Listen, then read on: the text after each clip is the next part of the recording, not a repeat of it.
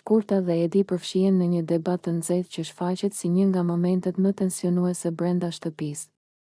Gjithçka nis nga një mosmarrëveshje e vogël, por shumë shpejt fjalët marrin zjarr dhe atmosfera bëhet e ndezur.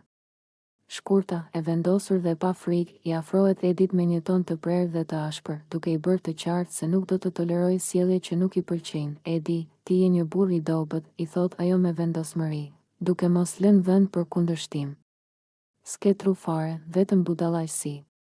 Din vetëm të tregosh muskuj, por për asgjë tjetër nuk je i aftë. Edi, i befasuar nga ashpërsia e fjalëve të Shkurtës, përpiqet të mbrojë veten, por Shkurta nuk e lë të marrë frymë. Po seriozisht, Edi, ti mendon se duke u dukur i fortë mund të impresionosh dikë?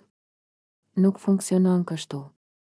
Për çdo gjë tjetër që kërkon mendim apo mençuri, ti thjesht dështon. Banorët e tjerë qëndrojnë të shtangur, disa përpiqen të ndërhyjnë për ta qetësuar situatën, por tensioni midis tyre është kaq i fortë sa duket sikur çdo fjalë shton flakët e konflikteve të mëparshme. Shkurta vazhdon, e vendosur të mos heqë dorë, ti mund të jesh i fortë fizikisht, por në mendje nuk ke asgjë. Burrëria nuk matet vetëm me muskuj, Edi, dhe ti e ke dëshmuar këtë qartë.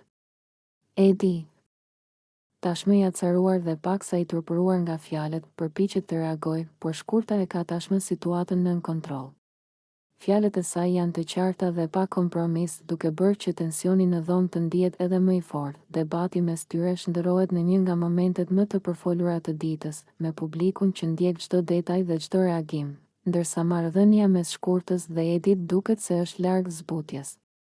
Çdo fjalë e saj tregon vendosmëri, ego dhe gatishmëri për të treguar se nuk do të lejojë askënd të nënçmojë aftësitë e saj apo të imponojë dominimin fizik mbi të. Në këtë mënyrë, konflikti i tyre kthehet në një nga episodet më të tensionuara të shtëpisë, duke lënë të gjithë të pritshme për pasojat që mund të